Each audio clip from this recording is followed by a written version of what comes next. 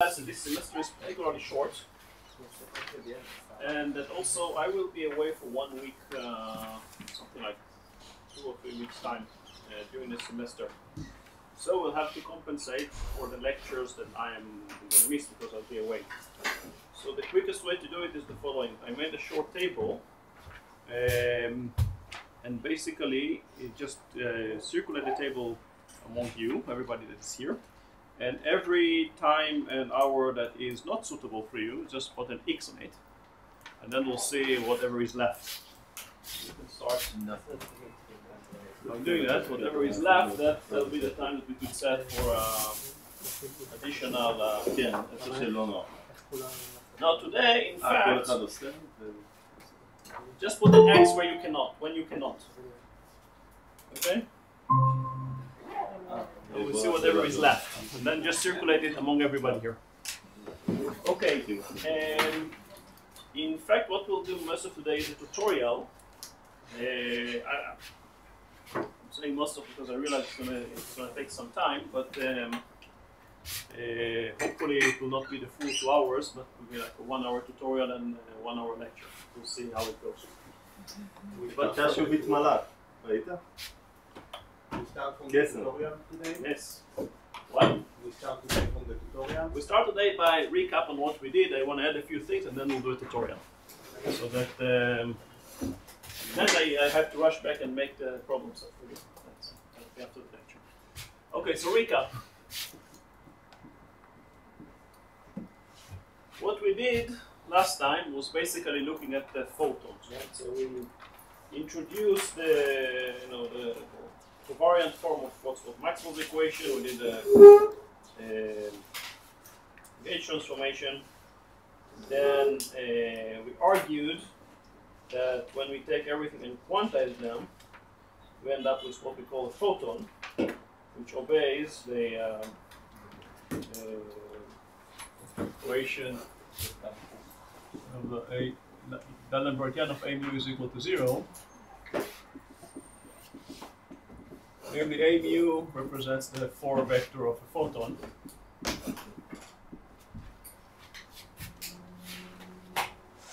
And we said that the solution to the photon would look something like that. A mu is A, which is a constant, epsilon mu of P, E minus I, P nu x nu. That's basically a plane wave solution. And epsilon mu is a vector, right? It's a 4 vector. And I argued that this 4 vector essentially has 2 degrees of freedom. Basically, there are it's a 4 vector, but because of the choice of gauge and because of the requirements that the polarization would be perpendicular to the direction of motion, we end up that we only have 2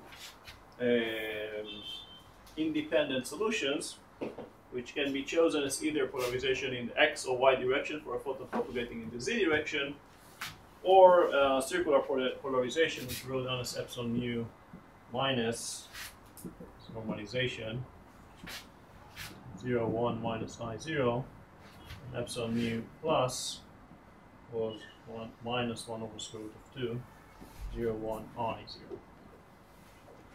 0. And then I showed you, although this is intrinsic to the photon, these really are eigenvalues of the angular momentum with eigenvectors of the angular momentum, with eigenvalues plus minus 1. Which basically shows that this is intrinsic angular momentum, namely spin.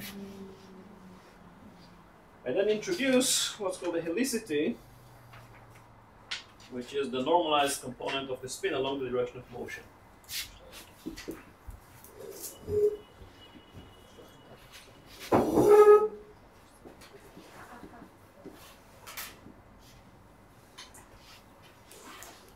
So the helicity of the photon is h photon is plus minus 1.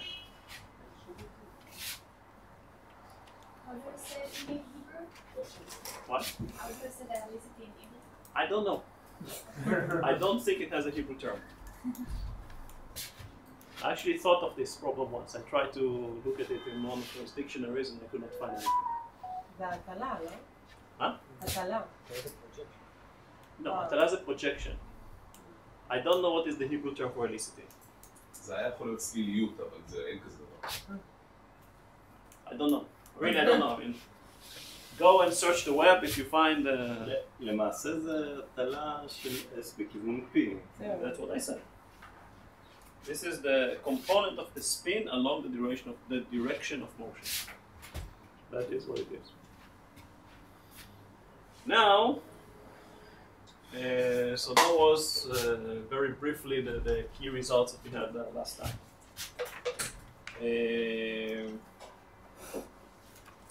Right, we made use of several concepts from group theory, mainly the generator of the rotation group. Now, the rotation represents a symmetry. And today what I want to speak about, that's the main purpose of the tutorial, is the idea of symmetries, because they play a key role in determining which types of processes can be found in nature and which types cannot be found in nature.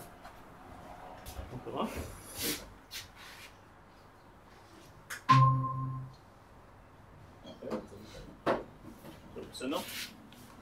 Right. So what is a symmetry?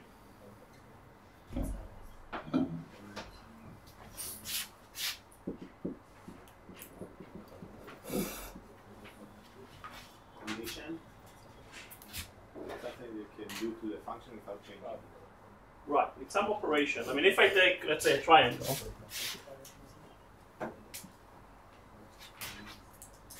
Is it symmetric?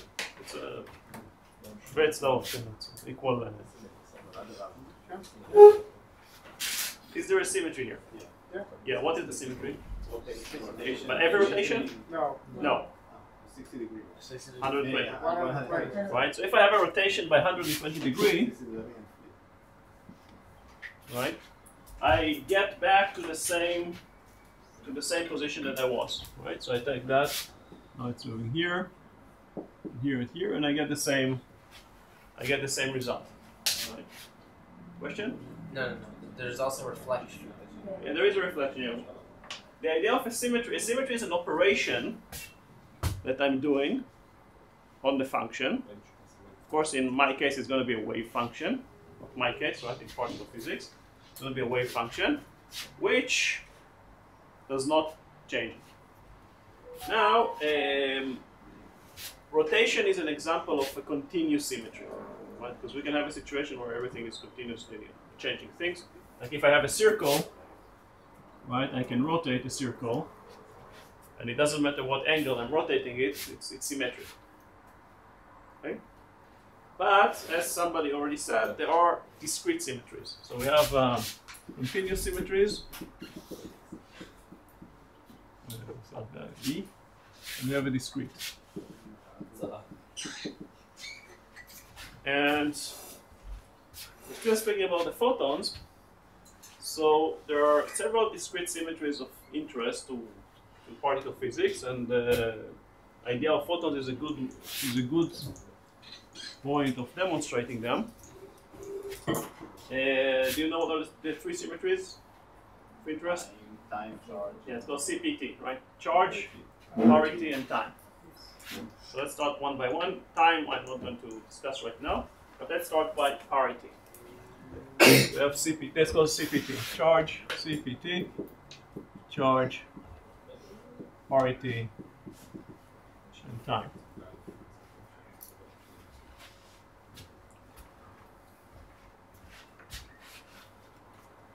So, again, just to make sure that you're all with me, right?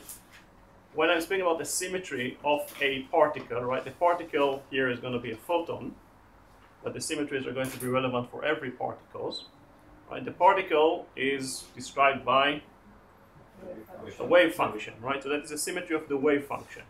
Now, the wave function is going to have two parts, I would say. One is an intrinsic part, which contains all the intrinsic quantum numbers that we discussed. right?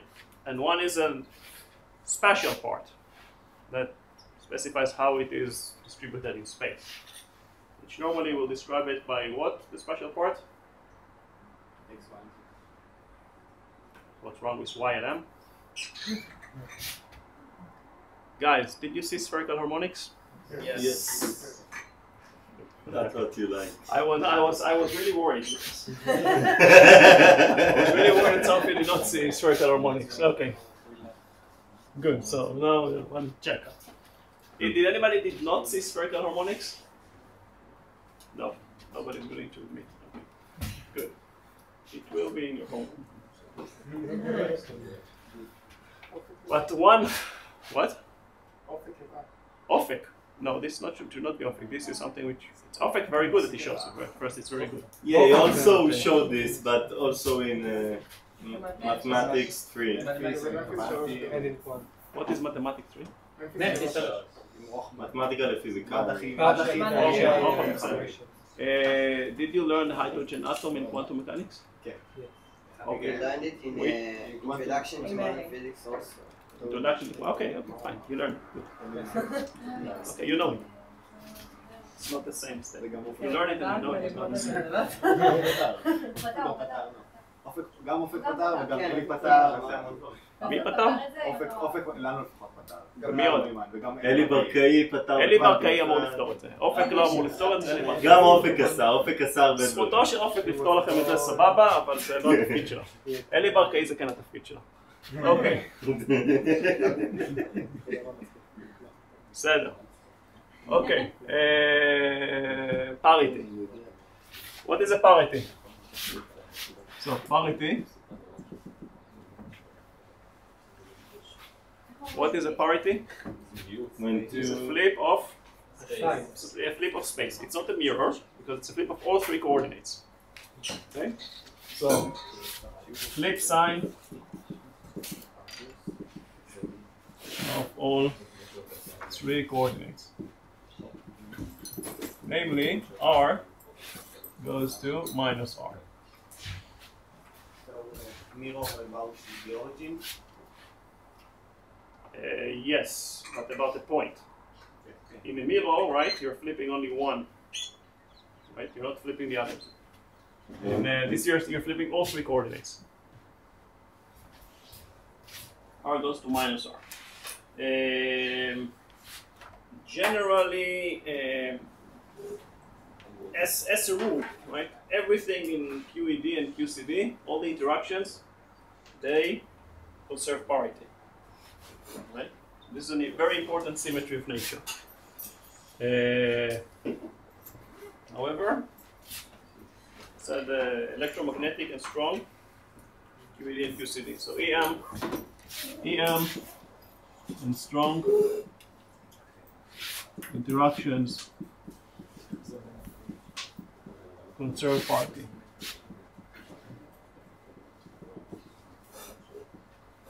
What about weak interactions?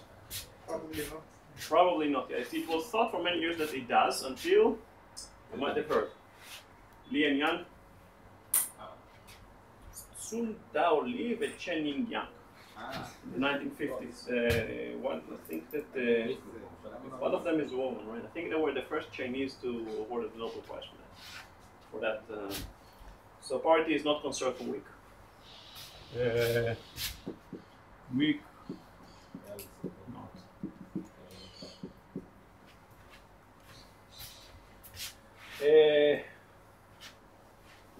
So under parity, what happens under parity? If you take a vector, every regular vector, 3 vector, what happens to a vector under parity? It is what?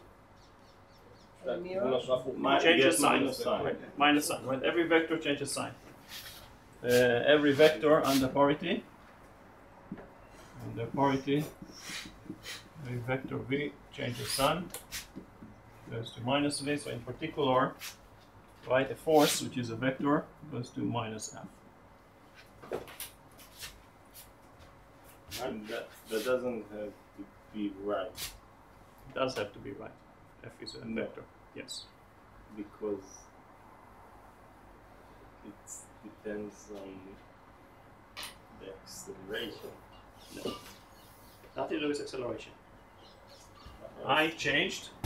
I made a parity change. Made a parity transformation. I took all the coordinates x, y, and z, r, theta, and phi. Whatever. I changed it. Everything in space is Everything is opposite. Yeah. It's not mirror picture. What? It's not a forward vector, right? No, it's not a 4 vector. It's a 3 vector. 4 vector, it's like a PT. 4 vector is more tricky because we have time. Yeah.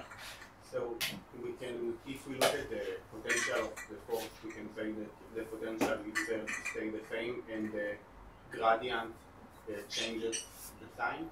Yeah, you can think of that like that, yes. Specifically, the force can be a Lorentz force, right? Which is relevant for E&M, right? So F, right, is Q E plus V cross B. So what does it mean? So what is E? You change the E direction. of R, right? We transform under parity Minus to a minus E, right? Minus E of minus R. What? Because F changes sign. Yeah. What about B? Stays the same. Stay the same, right? B of R. So what does it mean about B? It's symmetric. Yeah, it's not a vector. It's not a real vector. because F is not changing, so F is not changing. V is changing. that one, right? F is changing sign. Yeah, V is changing sign. F changing, V is changing, so V is changing. that Yeah, V is not doesn't- changing. Yeah. That is what actually makes V not a true vector. You might not have thought of that like that, but it's not a true vector. It's called an axial vector or pseudo vector.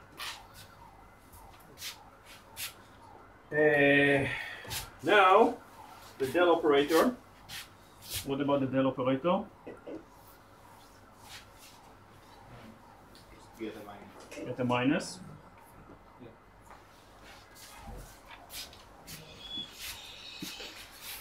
So we have V is equal to del cross A. And P plus BT A is equal to the gradient of phi.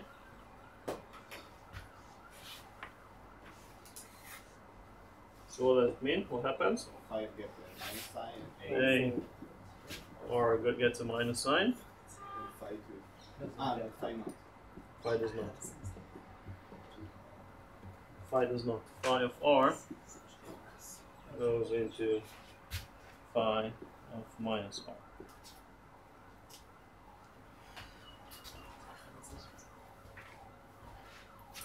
So, but phi we don't phi really in the context of a photon, right? This is the zeroth component of the photon 4 vector. A is the spatial component of the photon 4 vector. All of this is classic, right? Yes. Okay.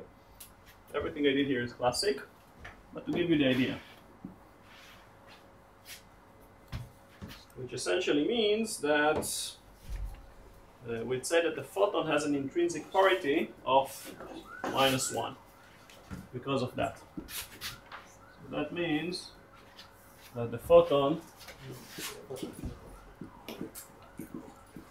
has an intrinsic parity, that's called the P gamma is -1.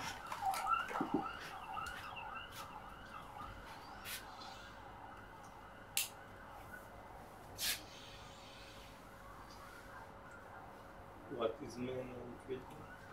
We'll see this in a second. That's what the tutorial is for. What is Essentially, this is a enable? phase that the photon will get. It's an eigenvalue of the parity operator. Okay. It has a word in Hebrew. Eigenvalue.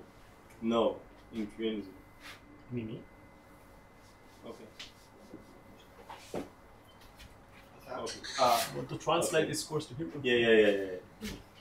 Can the parity be complex? You mean the eigenvalues of the parity? different things, or what you No. said? Parity is an operator. Are you asking about what is the eigenvalues of the operator? It's plus minus. That's what you can either change under parity or not change. As opposed to that, there is also a charge contribution to photon.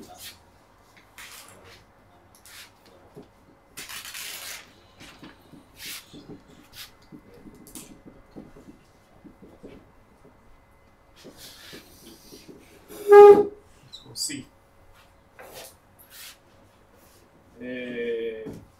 Again, this is also a discrete symmetry, which does what? Taking a particle and I'm replacing it with it's an antiparticle, right? So under charge calculation, a particle goes into antiparticle, and vice versa. So, what happens to rho? Minus rho. What happens to J? Minus J. Right? Current and flow. So, what happens? So, this is the unhomogeneous Maxwell's equation, which you had Gallenbergian of A nu is equal to J nu. What happens to A nu under charge? Change signs. A nu goes to minus A nu. So what will be the eigenvalue of the charge conjugation of the photon? What? Split, right? So say that C gamma is equal to minus 1.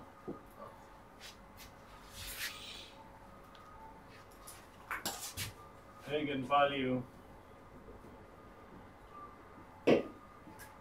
of the charge conjugation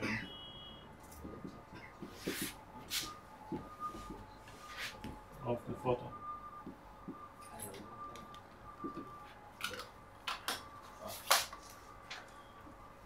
So, is that clear? We're gonna have I'm gonna switch to tutorial in a second. But before I'm going to do that, this is just to summarize what we learned about photons so far. You say the matrix. Don't say any matrix. No, I mean, not use the word matrix in this lecture. Eigenvalue is flipping sign. Yeah. The eigen under the operation of charge conjugate, a photon would get a minus sign. Okay. That's what it means. That's an operation. Right. The same as under parity. I'm putting a mirror, the photon would flip sign. Okay. Yeah. Can the parity and the time be merged into one? T together, right? You're looking backward. The answer is, of course, yes. Let's call it CPT or CP violation or CT violation. Yes, that is something. CPT is not violated in anything that we know of. Okay, today, if you find a process which violates CPT, it's for sure an overpass. Now. Okay, so I'm just going to make a summary table of the photon before I'm going to speak a little bit more deeply into this, these symmetries.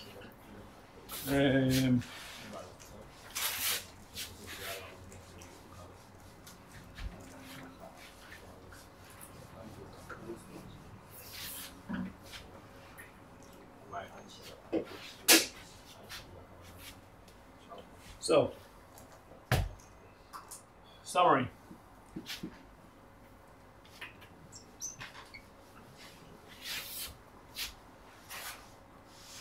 Summary of photon properties.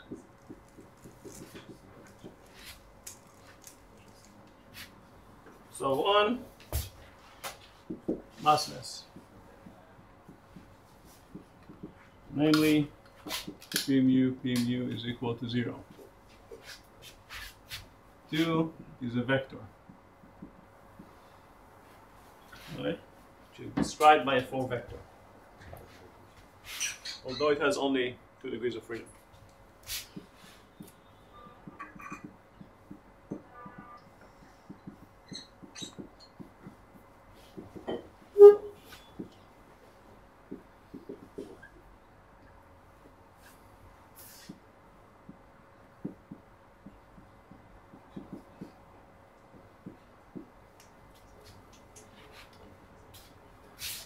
Is transverse. 3 dot epsilon is equal to 0. Spin 1. Helicity H gamma is plus minus 1. And 3 under parity and charge, it has E gamma equal minus 1, C gamma equal minus 1. Now, often, when we look at particles, we write these two together. So for photon, we just write JPC is equal 1 minus minus. This is a short notation.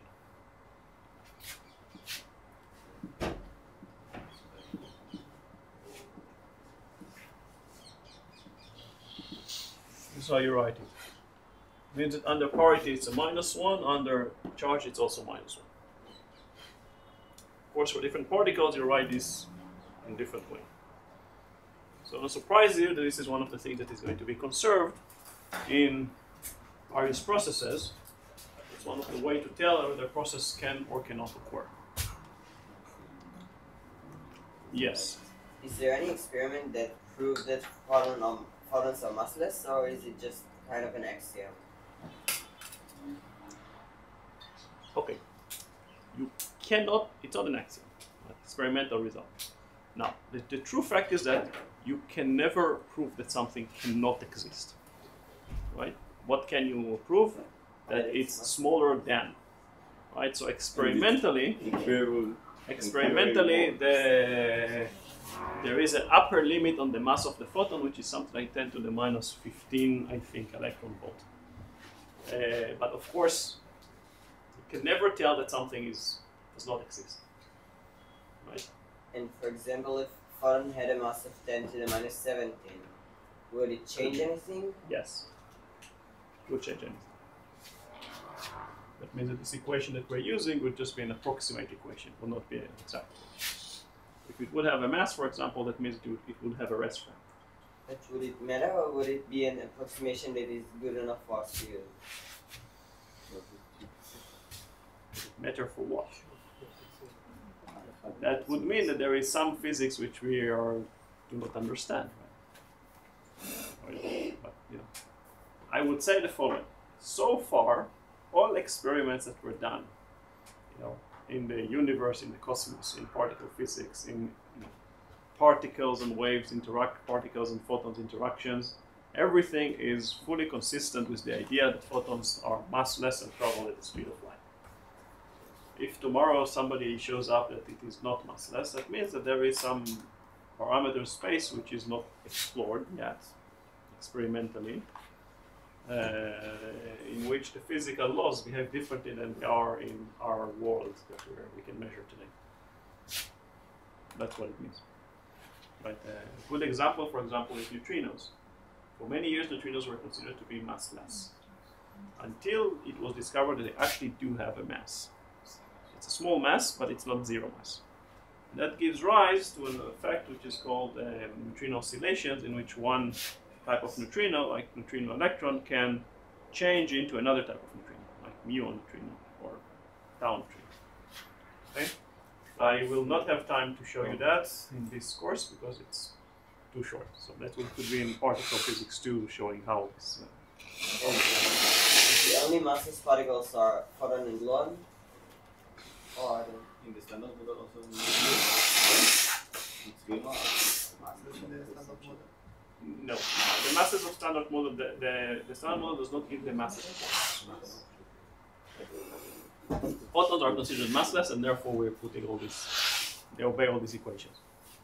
If they are not, then we have to modify this equation to be a Prop equation, which I'll show you once when we get there. I was hoping to do it today, but then I realized that it's more important to speak about symmetries before.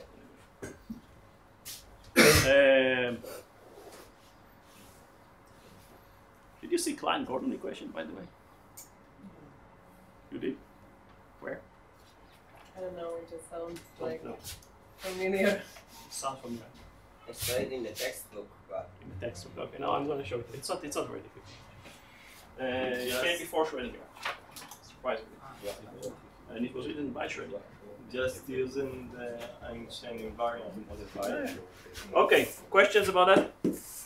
Yes. What is the one there? Is the spin or the fact that it's a vector? No, just a J. The J Ah. is 1. What Yes. is the 1? What is spin 1? What is it? Ah. Spin is Good question. Who's No, that? This is a it's just the vector. one. Okay, I'm not sure I know the answer to it. I have to check. Yeah. Because then I feed the website you sent, it's sometimes 0, sometimes 1. I'll have to check for it. Alright. I guess it's just a J. The angular momentum. Okay. The PDG is the standard. It's not a website. I said it's a standard website. All point of physics. Okay. Good. So that's JVC. Okay. So now let's do a little bit of a tutorial about discrete symmetries.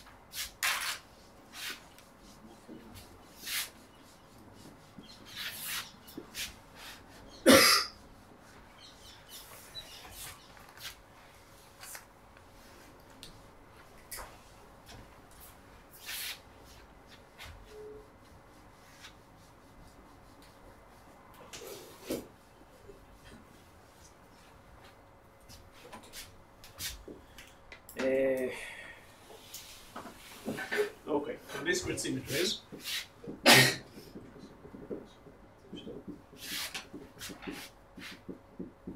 There's something very deep in symmetries in physics, which goes back to Amy Netter, which is you might have heard the name by now, which shows that for every symmetry there is a conserved quantity in physics. Now, I'm not going to prove this theorem here, but a lot of it is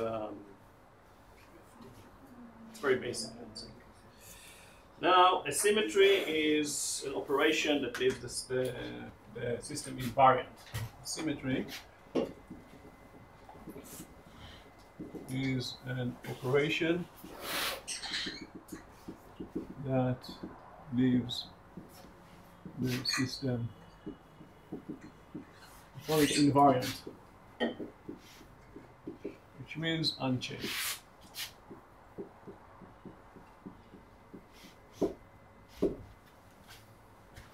That's the definition of a symmetry. We said there is a continuous symmetries and discrete symmetries. So now we're going to focus on the discrete symmetries. Now I said discrete symmetries, one is parity.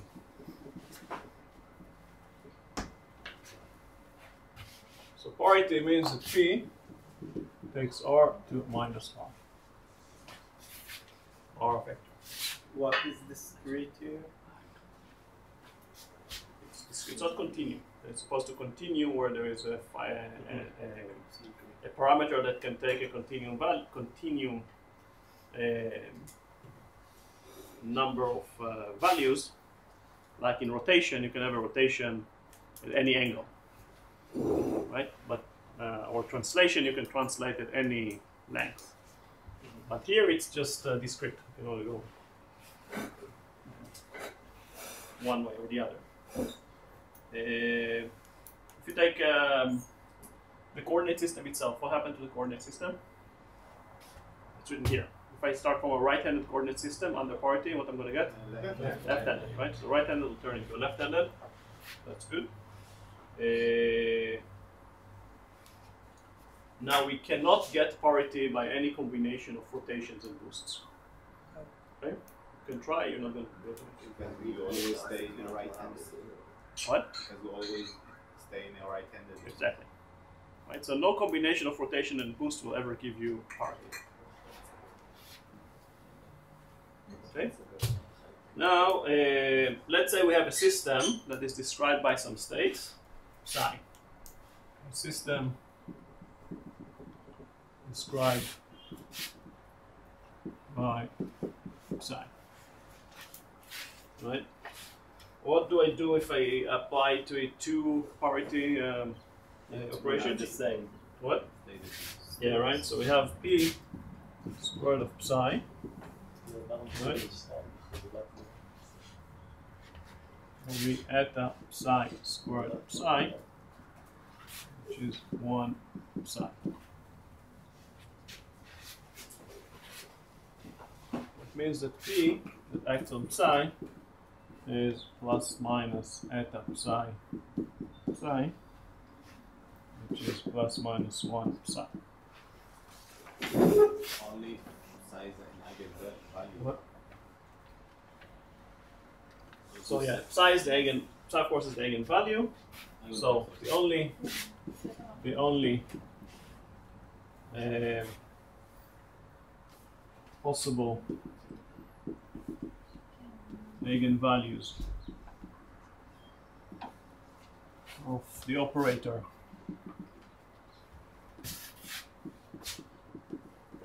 P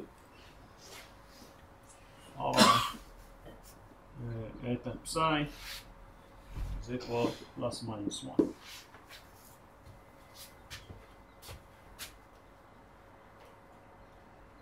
Now, as I mentioned already, the wave function psi represents the state of the system. And so it can be divided into an intrinsic part, right, which contains all the intrinsic parts of the particle, right?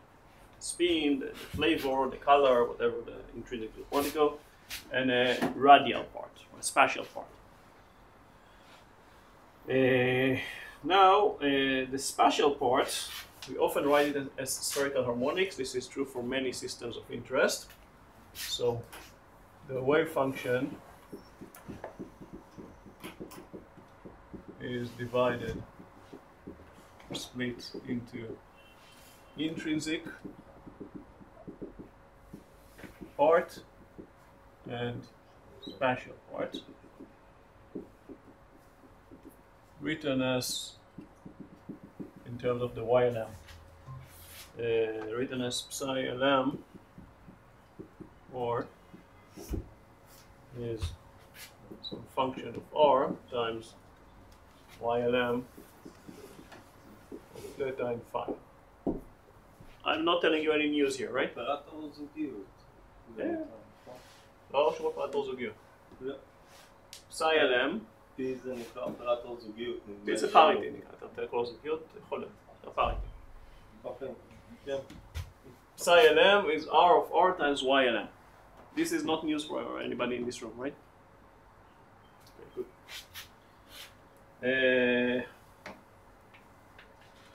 Now what happens when P acts on the coordinates R, theta, and phi? When P acts on R, then we get, what happens to R? Nothing. What happens to theta? What? Ah, yeah, 118 minus 5. Pi minus. What happens to phi? Minus. Try harder. 5 plus.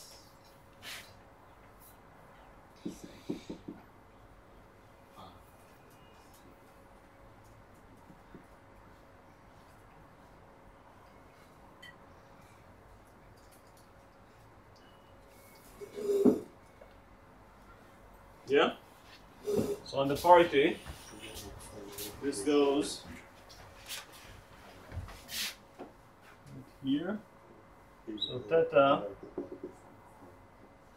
would go to 180 minus theta, and phi would go to phi plus phi. Is that clear to everybody?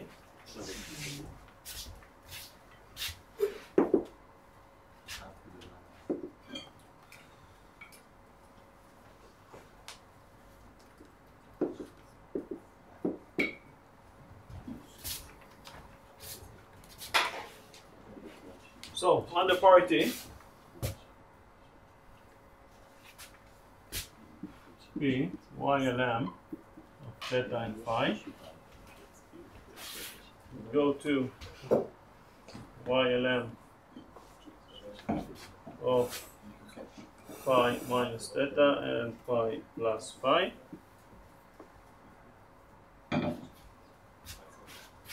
Which is what? Minus 1 to the L. Very good. Minus 1 to the power L times YLM of theta and phi.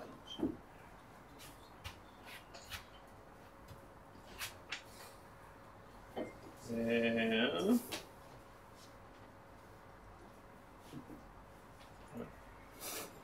now, since we also have the intrinsic part, so when we consider both the intrinsic part,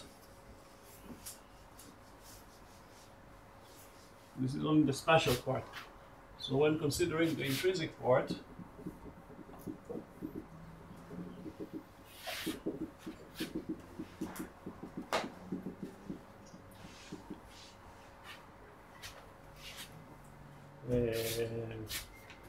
with eigenvalue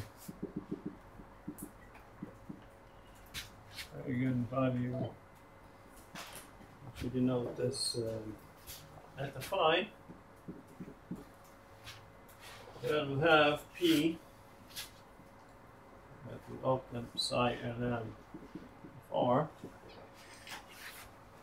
with eta phi minus 1 to the power L times psi ln.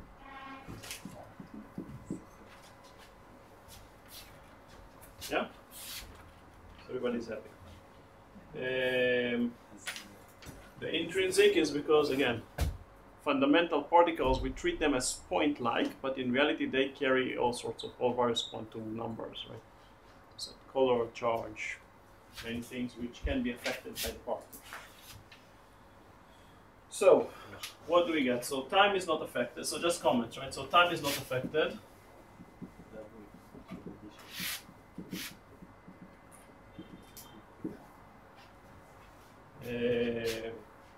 Yeah, okay. So by definition, or by convention, right? So by convention,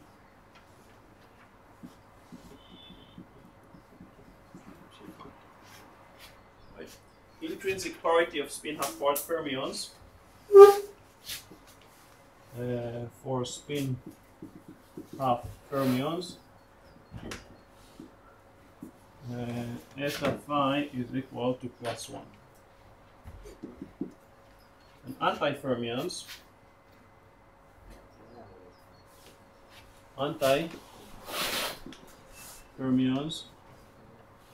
eta phi is equal to -1. So for example, eta of the electron, eta of the neutrino electron, eta of the quarks is equal to +1. Well, eta of the positron and eta of the antineutrino and eta of the antiquark is equal to -1. It's very similar to the electromagnetic charge. Alright. Now, parity is a multiplicative quantum number.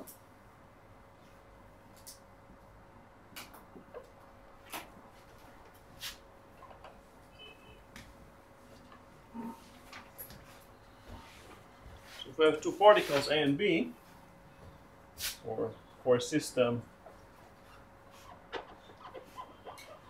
with A and B, two particles,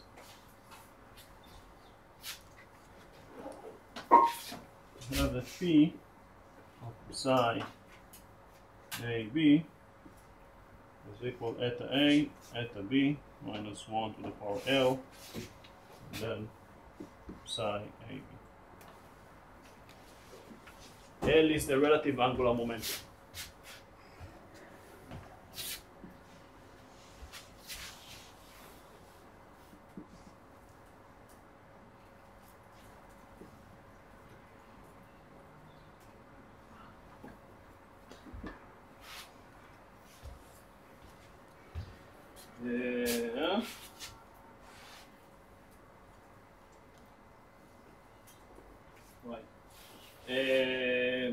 Parity conservation, if you think of it in terms of the quantum mechanics,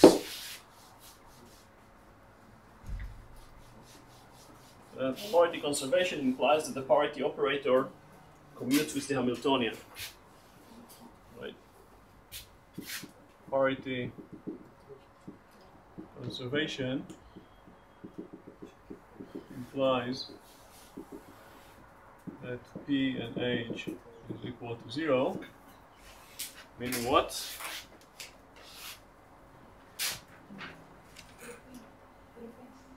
What? Yeah, essentially it means that if I'm applying parity to the initial state and parity to the final state, I'm going to get the same result. Constant in time. What? It's constant in time. It doesn't change. Yeah, doesn't change in time, right? So initial state and final state, I get the same result, which is a way of telling which interactions will take place and which not. I'm going to see that in a second. Yeah. למה האיתות של הנראות מינוס חד? הגדרה. Convention. Yeah. Because it's the same before and after, is it Concern. הצדקה? למה ב-Feynman diagram אפשר להסתכל רק על ההתחלה ורק על הסוף? No. Again, the question was about the Feynman diagram. Let me just finish one thing and I'm going to answer this question. So, just the last thing that I want to mention is that parity is conserved in strong NEM. The parity is conserved in EM strong, but not always in weak.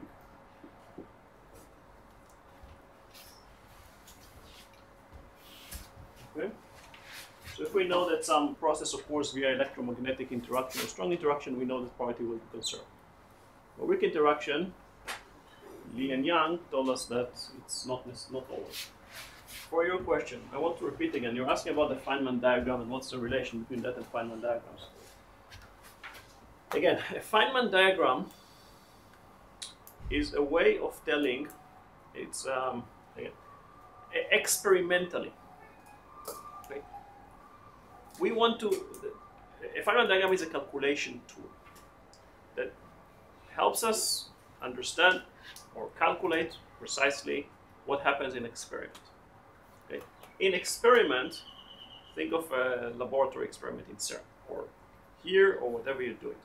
Right? We're taking two, we start with an initial state, so we're taking two, let's say, particles or beams of particles, right? And then time goes by, something happened, I don't know what, and then at the end, we have some outcome. It can be different outcome. We can have all that. Could be, we let two particles interact and we end up with many particles, like happens in CERN. We give them enough energy. Right? This is classically that cannot happen. Right? Classically, you can either start with two particles. You can either have elastic collision or inelastic collision. But we know in reality, and that's what quantum field theory is all about, that new particles can be created and can be destroyed. So old particles can be destroyed, new particles can be created. You can start with two particles, you can end up with completely different particles. So the question is, what happens here? What happens here?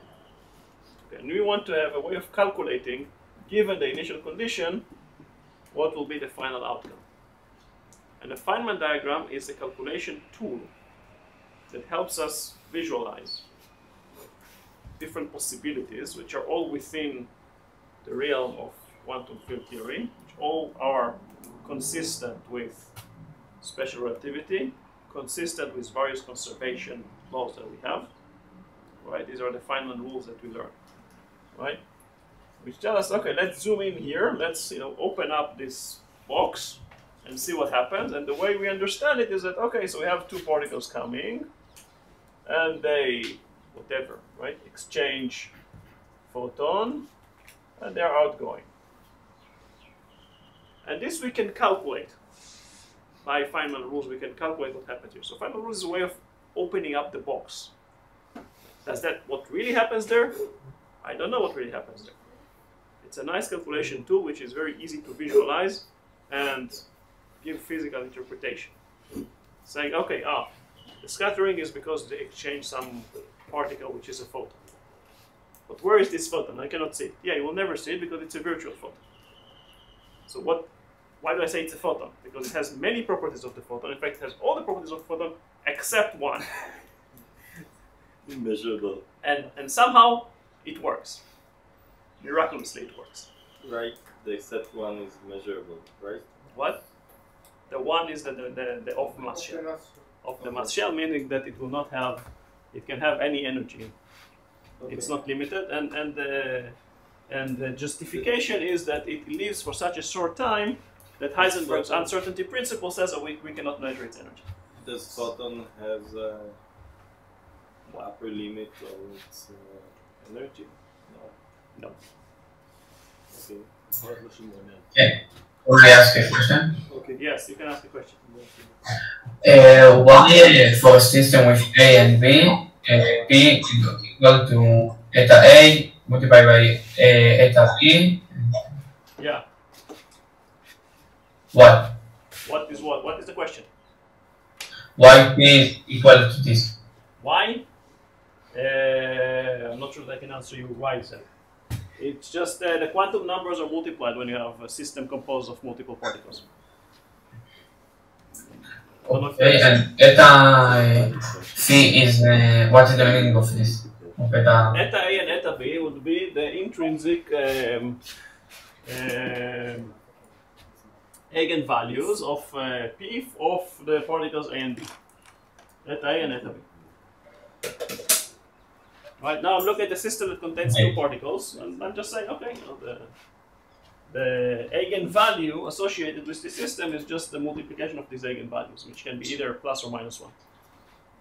Yes? Okay. Back to the black box of Feynman. So in each vertex we have energy and momentum conservation. Do Correct. we also have each vertex parity conservation? Yes. That's what we're going to speak about right now. Yes. יכול להסביר למה זו קונבנציה כאילו שזה אחד במינוס אחד? No. Just a convention. No, but Why they are opposite? Huh? Why they are opposite? You're going to see that. Yeah, why not? Yeah, you'll see that.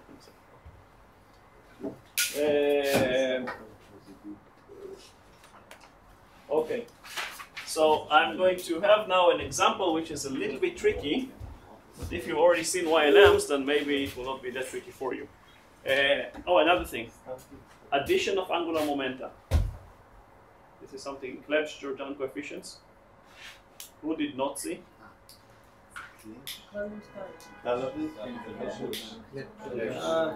Klebsch-Jordan.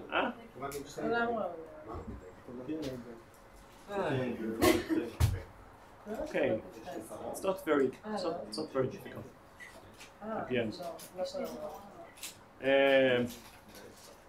If you get the idea of quantum mechanics, how angular momentum works, and adding them is quite easy. Okay, I'll send you to the literature to do that. So, example. Bit lengthy example, but let's go over it. So hopefully it will give you some idea of what's going on. And I think we're not going to have much time, but I do think it's important. אני חושב שאתה צריך להוסיף הקדם עם קוונטום 2. No. If you can easily get it yourself without the need of somebody explaining it to you, that's not a priority. No, this is really normally this is an undergraduate level course, right? This is not a master, and it is a third year. I'm supposed to know some things until we get here. Okay, so the question is, what is the intrinsic property of the pion? What is, for example, what is the intrinsic parity of pion minus based on the experimentally observed reaction, which is deuterium deuterium, right, or hydrogen 2, plus ion minus can go to 2 neutrons. Deuterium, isotope of hydrogen. Hydrogen 2, 1 proton, 1 neutron. So, just a few basic facts that are needed to determine what is the intrinsic parity of the ion. What is the outcome of this? 2 neutrons. Two Neutrons. neutrons. Yeah. שאלות חברים אליי.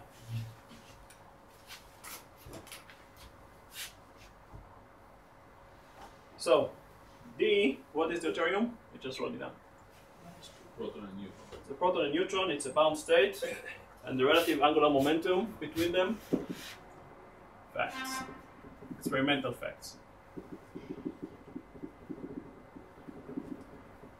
Facts. One is that L deuterium, so this is the orbital angular momentum of the protons and neutrons relative inside the deuterium is 0.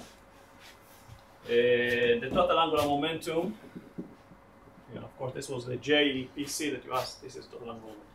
JD is 1. Is 1. 1 J of the pion is 0.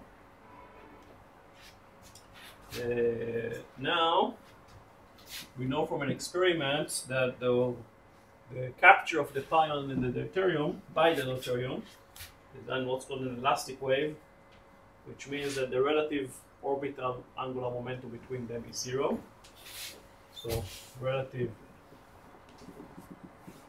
orbital angular momentum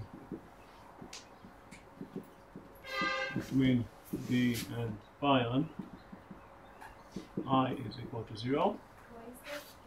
It's experimental fact. And force is that this is a strong interaction, so that means that parity is conserved.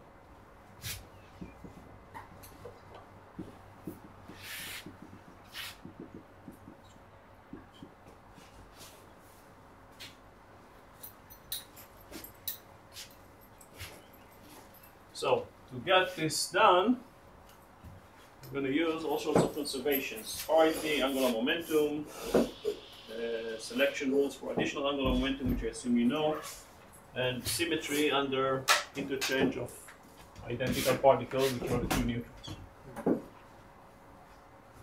So what do we do? So, again, J is total angular momentum, L is the orbital angular momentum, we have the intrinsic angular momentum. So, solution.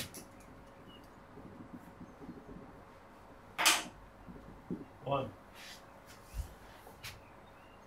Let's denote the initial and final states of the orbital angular momentum by Li and Lf. Initial, final orbital angular momentum, Li and F.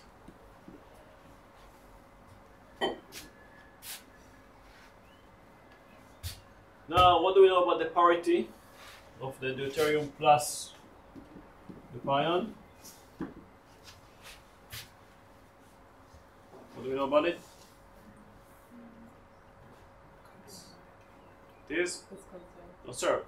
So, what does it mean? It's equal to the parity. To the parity of the neutron plus neutron. Right? Mm-hmm. So, the parity of the deuterium plus the pion, I just wrote it, right, is eta deuterium, eta pion, times minus 1 to the power Li. That should be equal to eta neutron, times minus 1 to the power Lf. The final. You can cancel Which I can cancel, right? But, right. Li,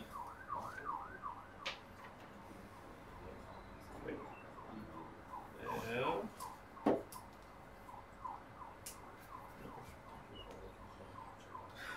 the It's okay. No, fine.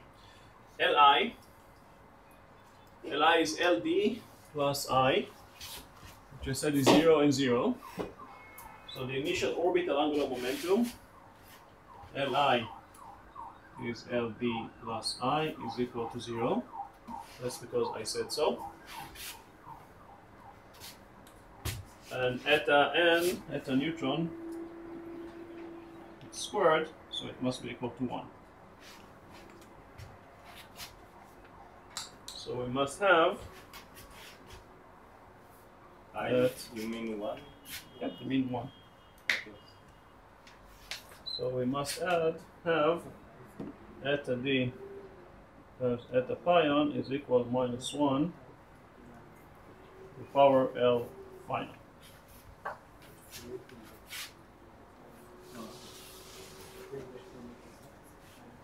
Yeah. Now, let's see. What is capital I? What is what? Capital I is the angle, the orbital angular, the relative orbital angular momentum between the pion which is captured by the deuterium. Right. Essentially, what is this process? You take a deuterium, it somehow interacts with the pion, or captures the pion. It's much heavier than the pion, right? It captures the pion and then they decay into 2 neutrons. Between pion and B, I, which is equal to 0. Fine? Okay. Now what about eta D? So this was the first step. Second step, eta D. Now we said the deuterium is made of proton and neutron, and it's multiplicative. So parity is multiplicative.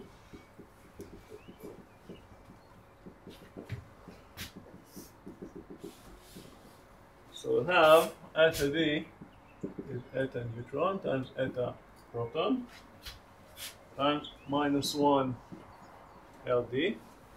And I said here LD is equal to 0. And eta neutron and eta proton, I said both of them will be 1.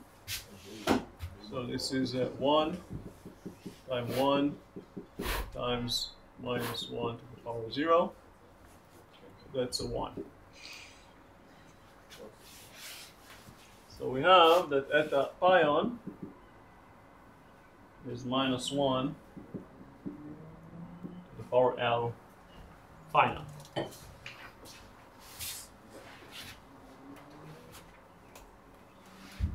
L final is the orbital angular momentum of the final state. L final, orbital angular momentum of the final state.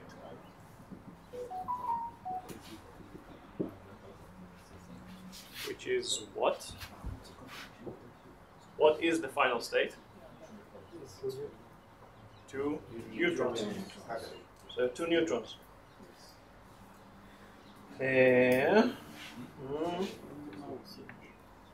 So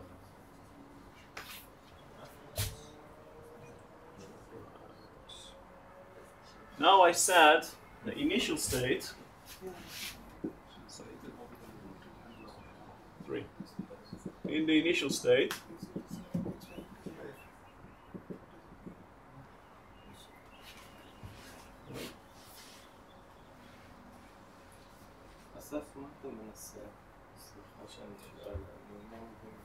what is the intrinsic parity of the pion? Okay, I want to calculate that. I don't want to calculate, I'm calculating that in front of you. Okay. Again, you're all with me? This is an example of how to use this parity. Although it's a bit lengthy and requires follow. So what are the states? We want to know what is the intrinsic parity of the pion. Right? It's the particle. You will see in a second why we need that, because basically this would tell us which interactions pions can be involved in which not. Why How L do we do that? Still on why L initial is 0? I mean, Why what? L initial, Li. Okay. I gave you a few. I gave you some experimental information. Okay. Experimental information I gave is experimental facts. LB, orbital angular momentum of the deuterium is 0. Now I is the relative orbital angular momentum between the pion and the deuterium. Right? It doesn't have to be. Why the sum of I and Li? Why Li is the sum of LD and I? That's what we have there. What else can it be? You have it. A deuterium is a molecule of proton and neutron. Right? Not a molecule, it's a wave function, right? Made of proton and neutron in a bound state. Right? So it can have some sort of an orbital angular momentum. You reach me? Now comes a pion. This is that, now comes the pion. Right? Now the pion is being captured. Right? So this is moving, and that's moving, they're captured, and then they interact, and then outgoing neutron and neutron. Right? Now I said, during the capture, the relative orbital angular momentum is 0. Okay, guys? You all with me or not? Yes, but why you're summing them? That's what I asked. I'm not sure I understand the question then. Why is what? Why The total Li, initial total orbital angular momentum is the angular momentum here plus that I the thought it's the orbital. That's the total, the initial state. Total. The initial state contains deuterium and pion. Okay, okay. Final state contains 2 neutrons. Okay. Good? Now, what is the total angular momentum? It's the orbital angular momentum plus spin. Right? So, total angular momentum in the initial state, total angular momentum,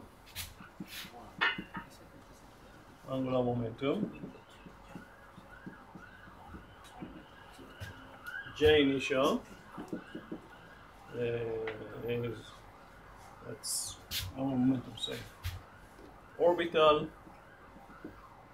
plus spin plus relative. Why? It's total angular momentum. What? What is a total angular momentum? Guys, you said that you have seen that.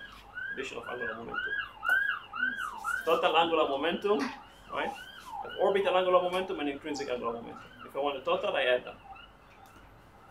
And if there is a relative, I have to add the relative angular momentum as well. Okay, it's a definition for that. Yeah? Doesn't deuterium also have an electron? Sorry? Deuterium doesn't also have an electron? In principle, yes, but you can get rid of this electron. So total angular momentum, Ji is Jp plus J pion, which is 1. Because of I is equal to 0, orbital angular momentum is 0, but you have the spin. So conservation of angular momentum means that J final is 1. Now J is L plus S.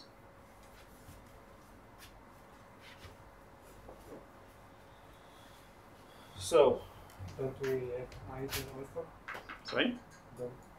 What about the relative and I said it's 0. Also in the final state? In the final state, I have the 2 neutrons. They are identical particles. I'm going to get to that in a second.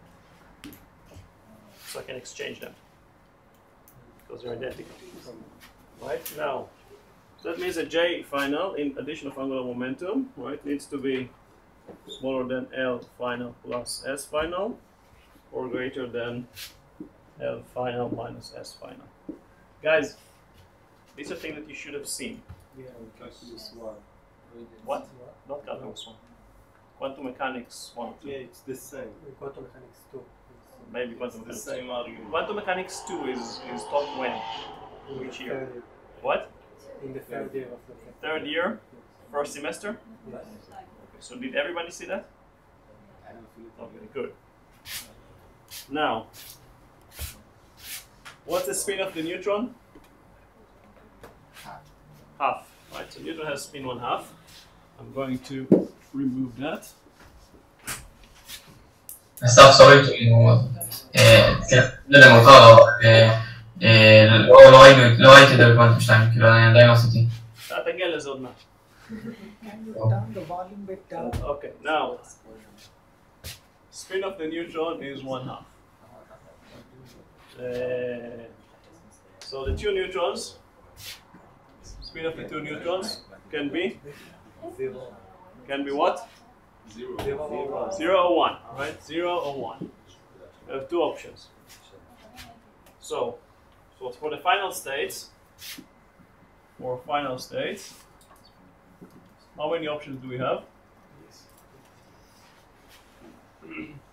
3, right? So we have psi and two neutrons, is J final equal 1, S final equal 1, and L final equal 0 or 2. Sorry. No, sorry. Write it like that, that's okay. Or we can have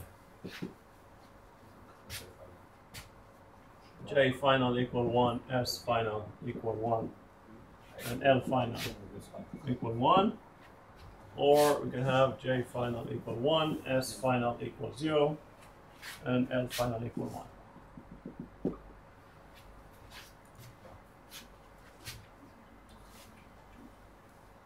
So, which is which? So we have 3 options basically. This is addition of angular momentum, guys. If you've seen that, yes. And this is the triplet and the singlet? Essentially, yes. Which one is which? Which one is which? The bottom one is the singlet? No, yes. But the question is, which of these final states is allowed and which one not? Right? So you have 3 options for the final state, in theory, but only one of them actually exists in nature. Which one? What? Yeah, which one?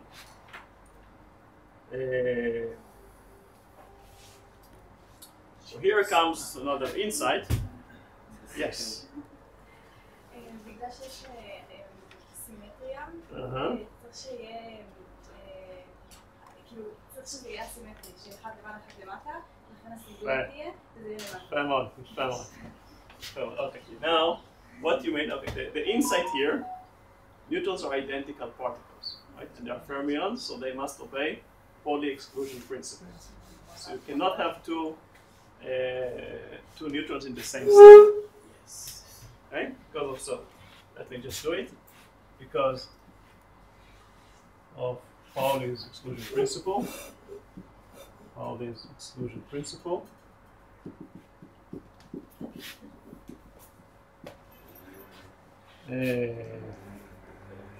The total wave function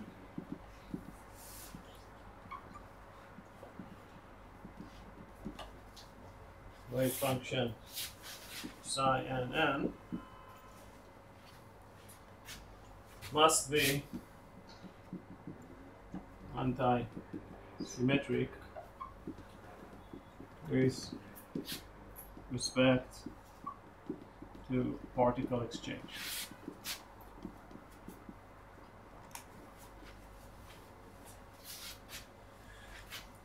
So let's see, for the spin part, S equal to 0, that is the 0, 0 state, which is proportional to up, down, plus down, up. Right? That you know. For the S equal to 1, we have the 3 options. So we have the 1, 1, it should go as two ups, like the 1, 0, which again will be proportional to up, down, plus down, up. Then we have the 1, minus 1, which will be proportional to down, down.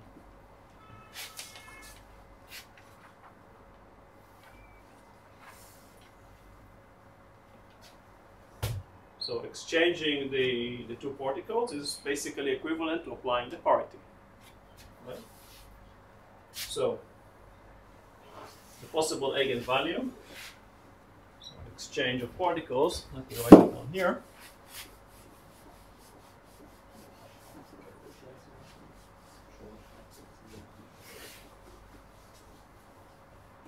Exchange of particles is equivalent to applying parity operator.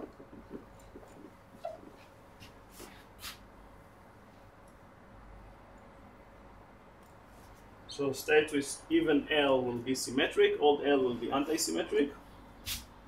So we have these three states here.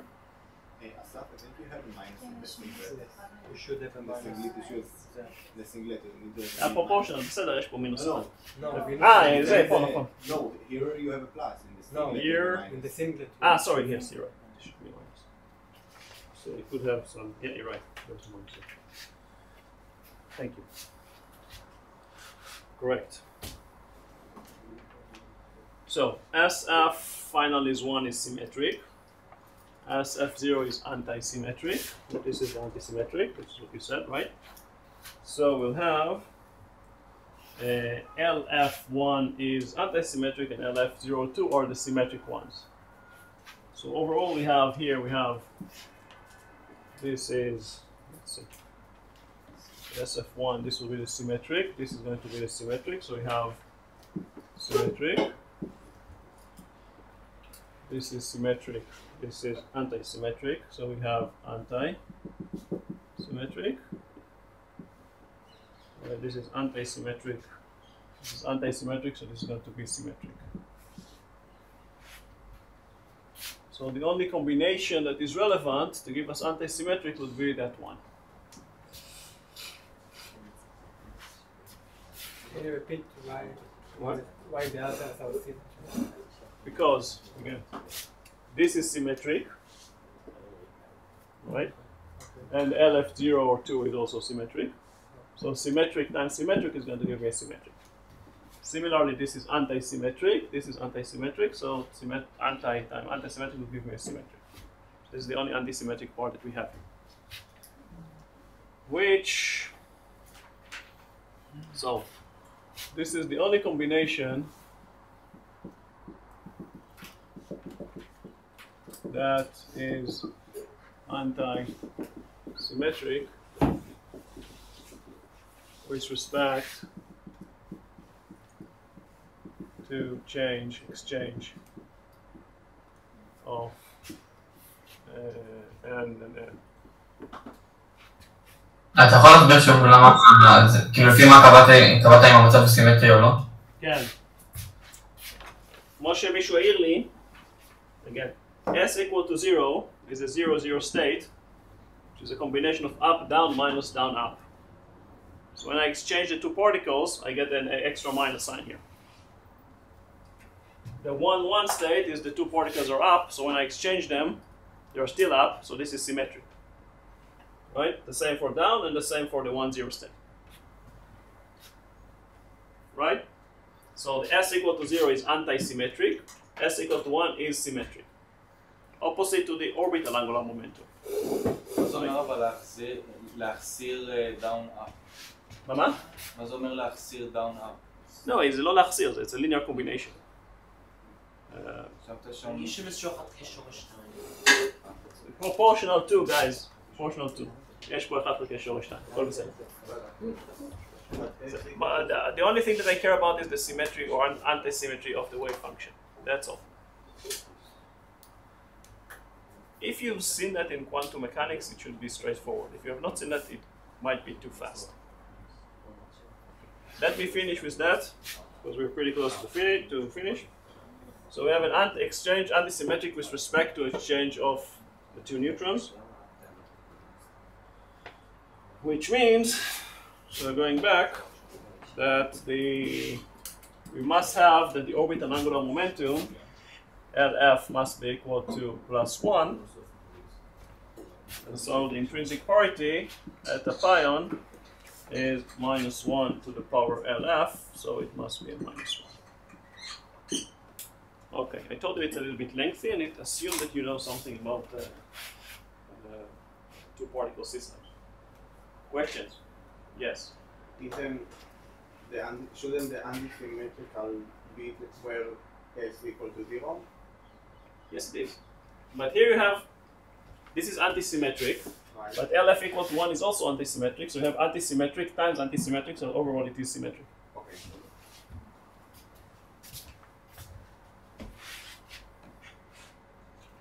I'll post that, although I have some mistakes here, I think, but I'll still post it on the web so you can see what I mean. So the real singlet is the middle hole.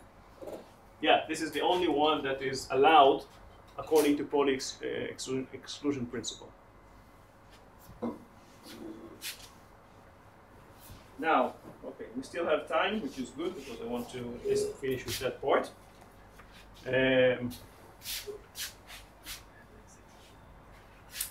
We have lots of things to practice this homework. Okay, charge conjugation. I'm a bit rushing, but that's because we're running out of time. I don't want to take too much of your time.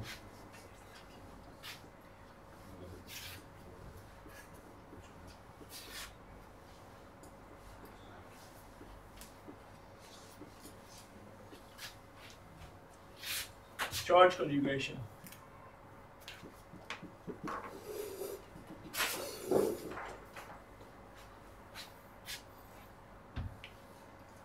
So there's an operator that turns a particle into antiparticle.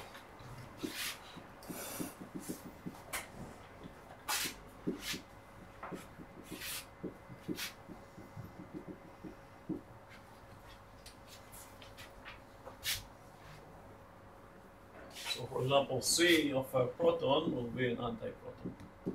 C of an electron will be a positron.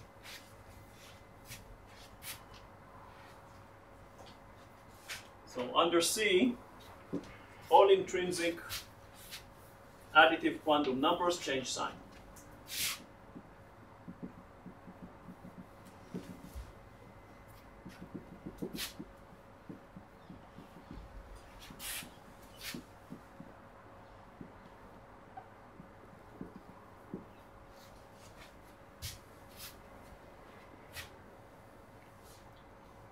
So if we denote them by Q, let's denote them by Q. So it means that C acting on psi gives us anti psi, or that psi of Q, R, and T go into psi of minus Q, R, and T.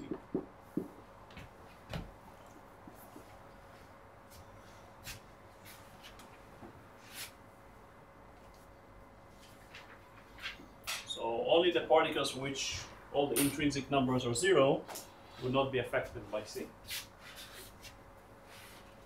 And that's also true for particles that are composed of particle and antiparticle. Right? They will not be affected by C. Or you can say these are eigenstates of C. So space-time is not affected.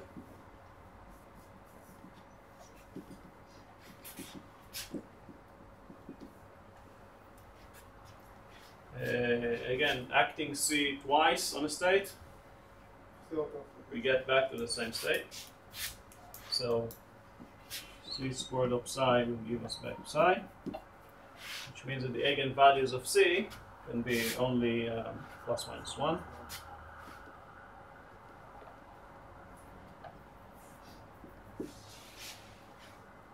And again, it's a multiplicative quantum number.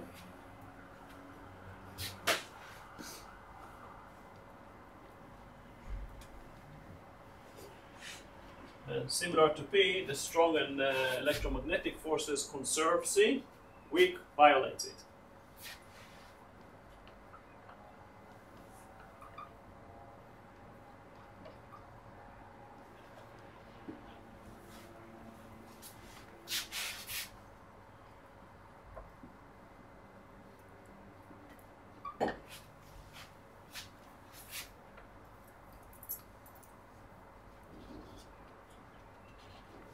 So, example.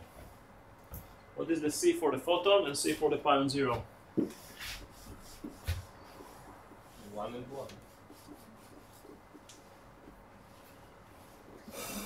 1.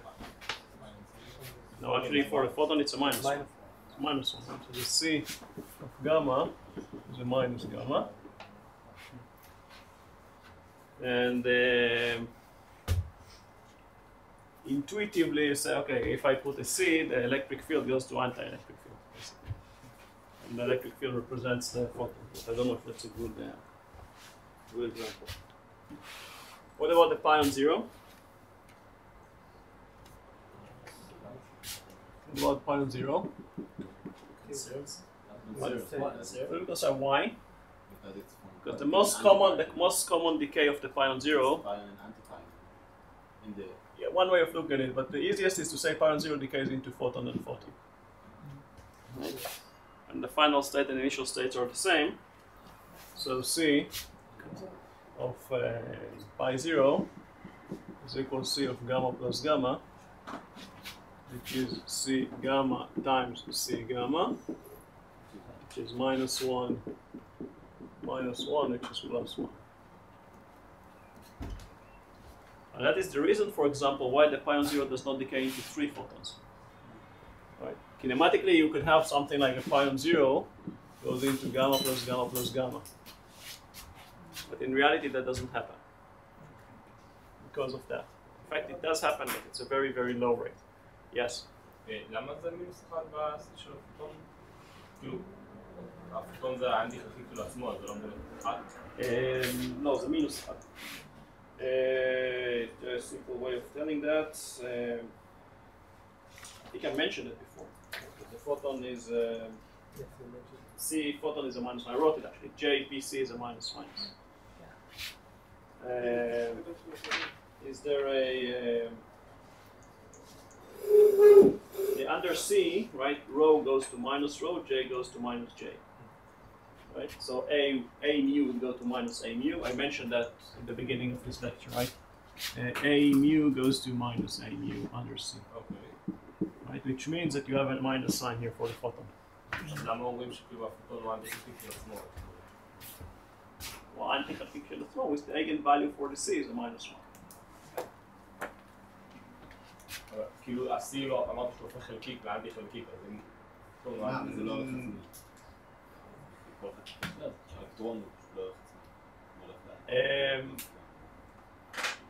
Okay, I'm not sure I have an offhand good answer for that, so I'll try to answer that next lecture. So Yeah. You said the pi 0 can decay to 3. Yes. But only with the weak Only because the weak violates that, and that's why the ratio of getting 3 pion decay to 3 photon decay to 2 photon decay is something like 10 to the minus 8 or so. Okay, so basically, okay.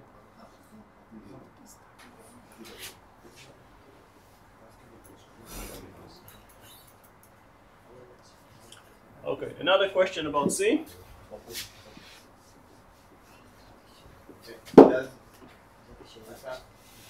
Hold on, guys. We're running out of time. Yeah. Does C turn a particle to antiparticle for any particle or only fermions?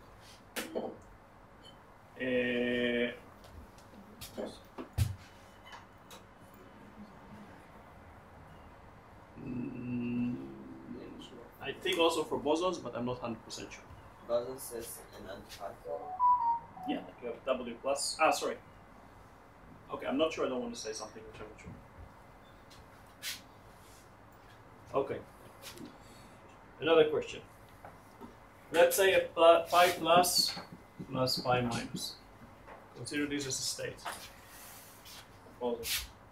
Now we said the charge pion is not an eigenstate of C, but this is a particle and antiparticle basically. So the combined state has Q equal to 0. Q of that is equal to 0.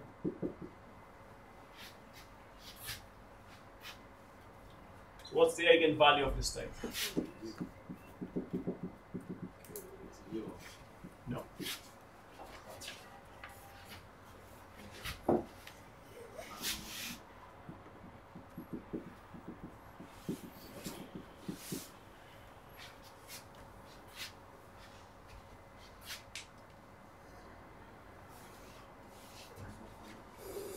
So the way to think of it,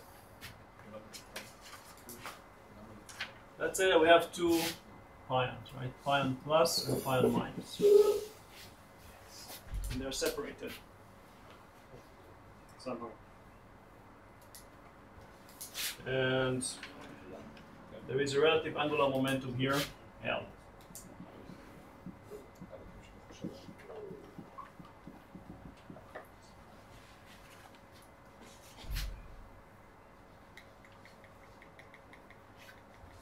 Now the spin of the pions, S pion is 0.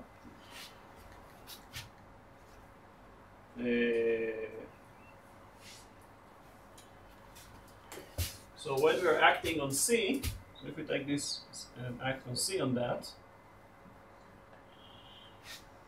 in fact that is equivalent of getting a pion plus and pion minus. Which is equivalent to what? Parity. The parity. That's right.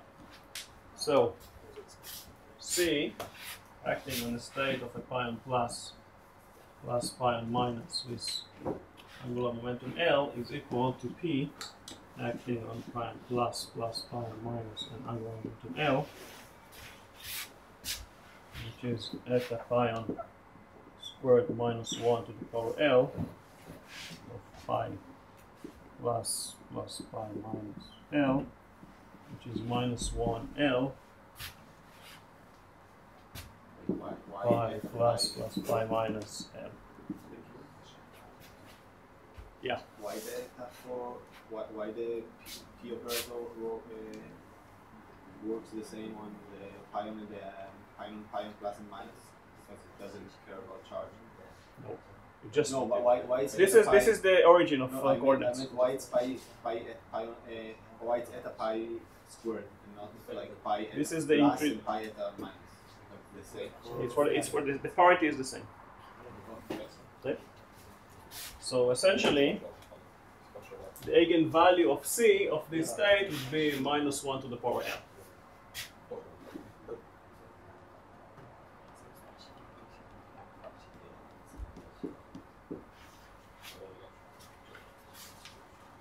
Okay, let's do the last thing before we go home. I am taking you a minute or 5 minutes of your time. Okay, questions about it? Yes. Why can you call it an eigenvalue if your state changed? State change. C changes a state of pi plus pi minus to pi minus pi plus multiplied by something. Something is the. You can say that it's the same physics, so it's essentially the same state. Yeah, like the parity. It's equal to 0. Sorry. So why at the start you wrote it's equal to 0? No. The real relative angular momentum is not 0. The spin is equal to 0. No, you wrote Q of pi plus equal to 0. The total charge will be equal to 0. Sorry. Again, sorry. You get me confused. I'm starting to run too fast.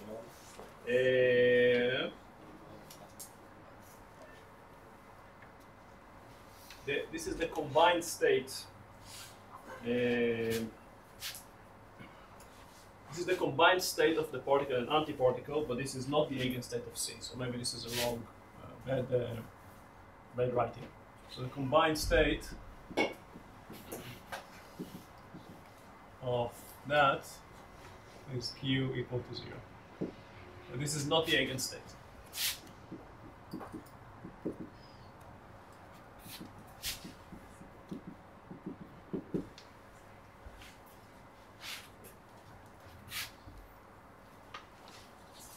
All right, last thing before we go home. I'm going to ask you a question. Which of the two processes are allowed? So I'm giving you two processes, and I'm asking which is allowed.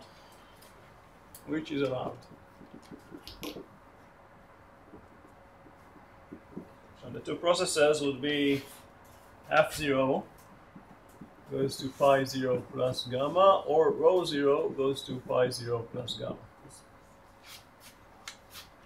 And just to give you the data needed, so the data is in the table,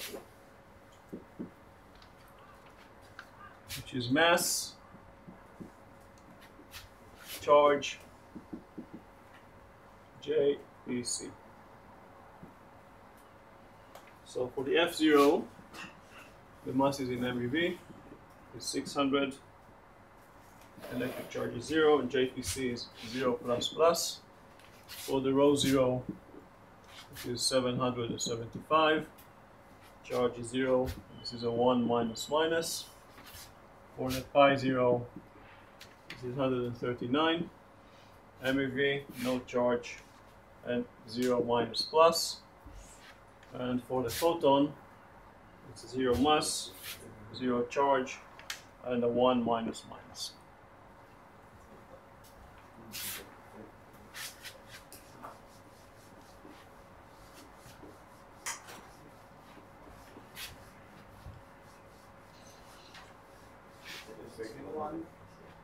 So,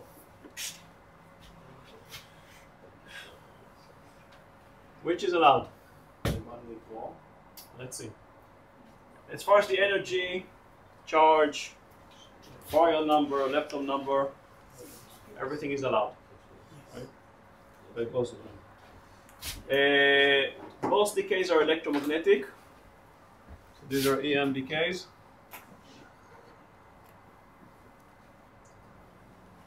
Meaning that P and C must be conserved.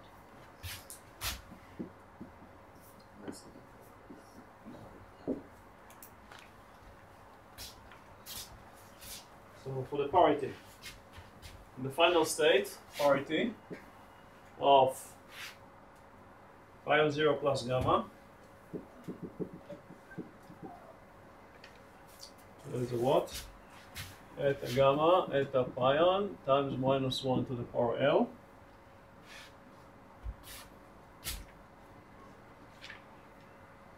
What is eta gamma and eta pion?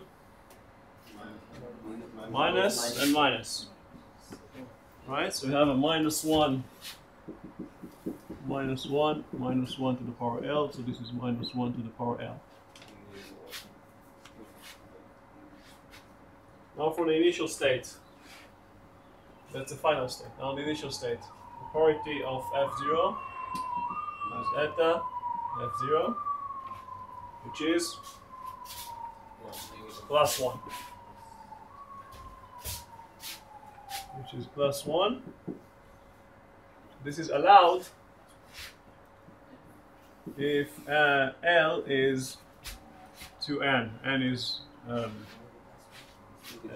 number, natural number.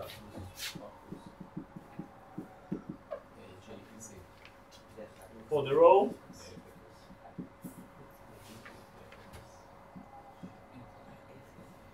what is eta of rho? It's a minus 1.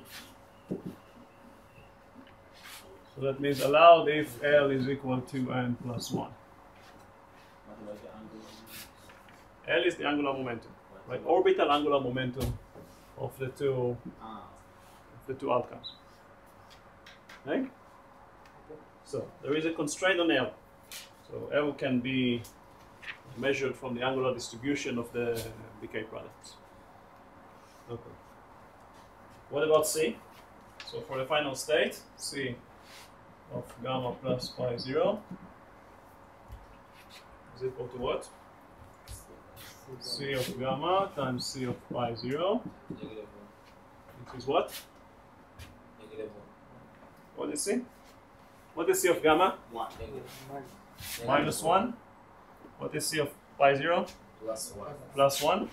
Minus 1. So we have a minus 1, plus 1, so this is a minus 1. What about the C of the F0? Plus 1. Well, it's a plus 1. What is C of rho 0? Minus 1. Minus 1. So what's the conclusion? Rho 0. What? Only the rho 0 can decay into the... This is allowed. And this is... We're not going to expect to see that in nature. All right. More at home.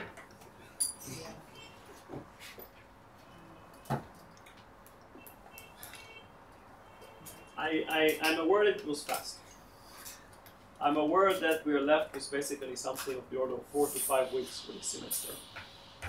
And we have something like 4 chapters, which I will easily erase one. But there are two that the other three I don't really want to erase.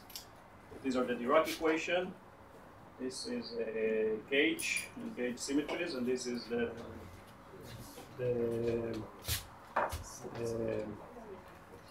Higgs mechanism. The next that I can erase is the Higgs mechanism, so don't because the other two are needed here. So I'm a little bit rushing, not too much, but under the assumption that you've seen that, it's supposed to be understandable. If you have not seen that, that might be a bit fast. I'm aware of that. So if you have trouble, then just come to me and I will refer you to where to go. In any case, you're going to practice that at home. Where is the table that I asked you to fill? Can you bring it here? What? No, we'll see what we can do. Try to start. What? I see that there is a little one. What?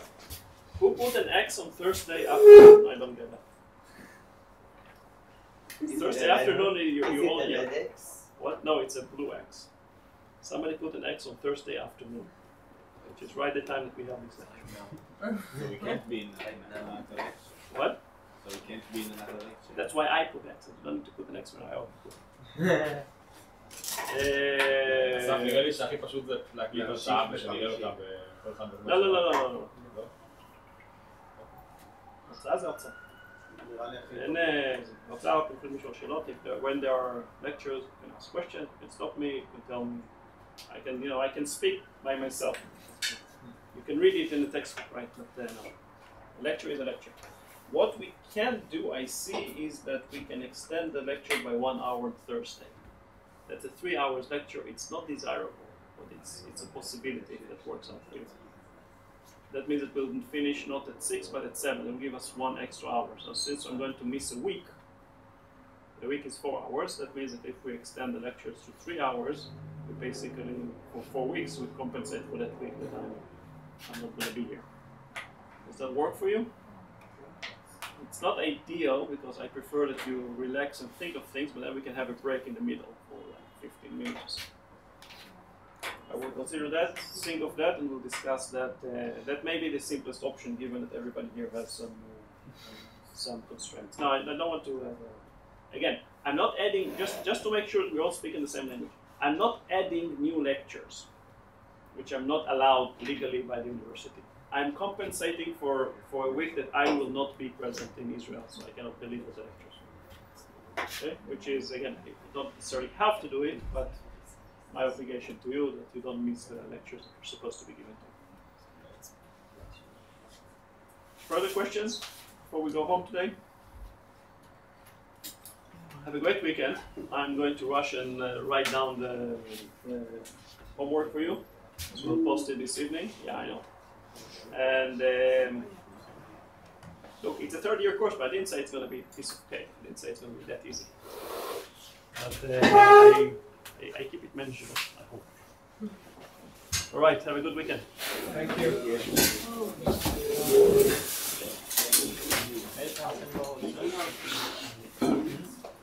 Again,